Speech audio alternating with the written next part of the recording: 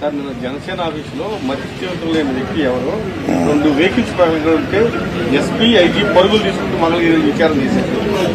మీ ఇంటి పక్కనే SP office డిఐజీది 7 గంటలు. ఏదో నిన్న కూడా నేను చూశాను. ఏదో జనసేన ఆఫీసులో ఎవరిదైనా కార్లు పాల్గొట్టడం తప్పే కదా. వాడికి మతి స్థిమితం ఉందా లేదా, that is a different matter. Pawan Kalyan గారు లాంటి పెద్ద నాయకుడు, జనసేన నాయకుడు, ఉప ముఖ్యమంత్రి గారి కారు పగలగొట్టడం అనేది 100కి 100 రూపాయలు తప్పు. నా కార్లు పగలగొట్టడం మాత్రం రైట్.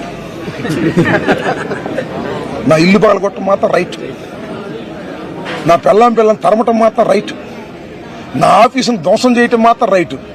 పవన్ కళ్యాణ్ గారు కారును మాత్రం పగలగొట్టడం తప్పు తప్పు తప్పు.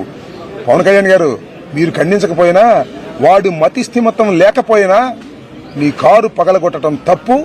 వాడి మీద యాక్షన్ తీసుకోండి. మా మీద ఎట్టాగు, మా మీద దాడి చేసిన వాళ్ళ మీద మతి స్థిమితం లేని వాళ్ళు కాదు, వాళ్ళు బ్రహ్మాండమైన మతి స్థిమితం ఉన్న వాళ్ళు దాడి చేసినా తీసుకోమాకండి. మీరు యాక్షన్ తీసుకోమాకండి. చట్టం తన పని తాను చేసుకెళ్లేటటువంటి రోజును తీసుకొస్తాం చట్ట ప్రకారంగా. గుర్తుపెట్టుకోండి, ఎవడు ఎక్కడ తప్పుకోలేడు దీనిలో. నేను మరొకసారి చెబుతున్నా, అయ్యా ఎస్పీ గారు,